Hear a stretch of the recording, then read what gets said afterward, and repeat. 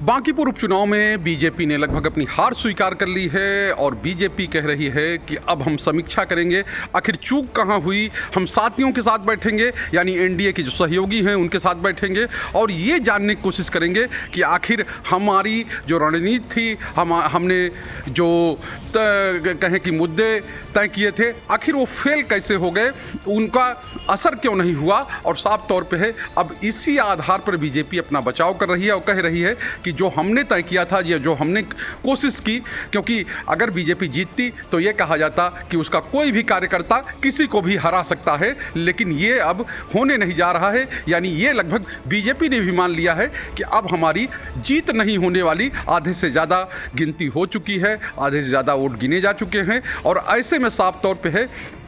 BJP कह रही कि नहीं, शायद हमारी रणनीति कहीं गड़बड़ा गई थी, इस वजह से हम हार रहे हैं या हारने की कगार पर हैं। तो आप समझिए कि किस तरह का मर्म है या किस तरह की ये कहें कि बीजेपी के अंदर बेचैनी है। और बेचैनी इसलिए भी है क्योंकि लगातार उसकी जीत हो रही थी, 40 साल से इस सीट पर कब्जा था बीजेपी का और उसके बाद अब बीजेपी हारने की कगार पर है। प्रशांत किशोर यानी चाणक्य बनकर आए राजनीति के और उन्होंने पटकनी देने की, एक तरह से कहा जाए, पटकथा लिख दी है। अगर वो जीत जाते हैं तो ये अब ये कहें कि एक बड़ा उलटफेर हाल के सालों में वो होगा बीजेपी के लिए कि उसका इतना कद्दावर नेता इतने दिनों से, यानी 20 साल से, जब से नितिन नवीन की राजनीति शुरू हुई है या वो राजनीति में आए हैं अपने पिता की मृत्यु के बाद, तब से इसी सीट पर जीतते रहे हैं, रणनीति बनाते रहे हैं और ये वही इलाका है जहां उनका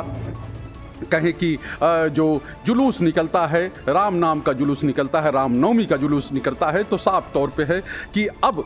वो जो है एक इरा, यानी एक कहें कि एक बड़ा दौर खत्म होने वाला है, क्योंकि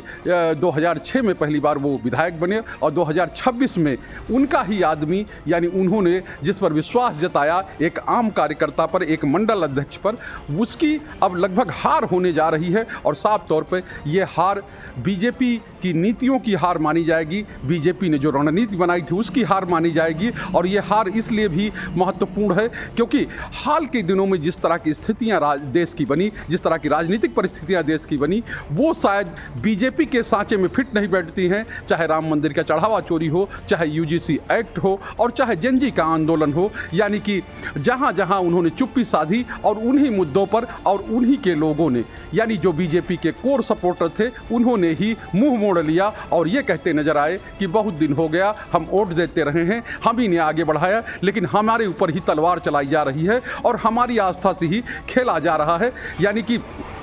बीजेपी ने जिसको अपनी थाती समझा था, शायद वो उसकी भूल रही होगी। यानी कि उसने चाहे राम जी का चढ़ावा चोरी का मामला हो, कोई बात नहीं कही, पीएमओ के अंडर में सीधे वो ट्रस्ट आता है, पीएमओ की तरफ से एक बयान तक नहीं आया। और अब जो स्थितियां बन रही हैं और जो चीज़ कही जा रही है कि किस तरह से वहाँ धांधली चल रही थी, यानी कि बीएचपी का सीधा कंट्रोल वहाँ के पैसों पर था, उससे वो अपने भवन बनवाते थे, उससे अपने काम करते थे, उनके लोगों को मानदेय मिलता था। तो आप समझिए कि आप जो पैसा चढ़ाते थे वो जाता कहां था, वो सीधे तौर पर बीएचपी के पास जाता था, बीएचपी के लोगों के पास जाता था और वो अपनी मनमानी करते थे। और यही मनमानी खुल गई तो परेशानी हो गई। और परेशानी ऐसी हुई कि एक सबसे बड़ी सीट जिसके बारे में यह कहा जाता था कि यहां कोई भी खड़ा होगा, एक बार तो कह दिया कुत्ता बिल्ली भी खड़ा हो जाएगा तो जीत जाएगा, लेकिन अब सोचिए कि वही सीट अब ये बताने जा रही है कि नहीं, हम वैसे नहीं हैं, या हमारा इलाका वैसा नहीं है, या हमारे वोटर वैसे नहीं है कि आप किसी को भी खड़ा कर दीजिए और हम जिताते रहेंगे।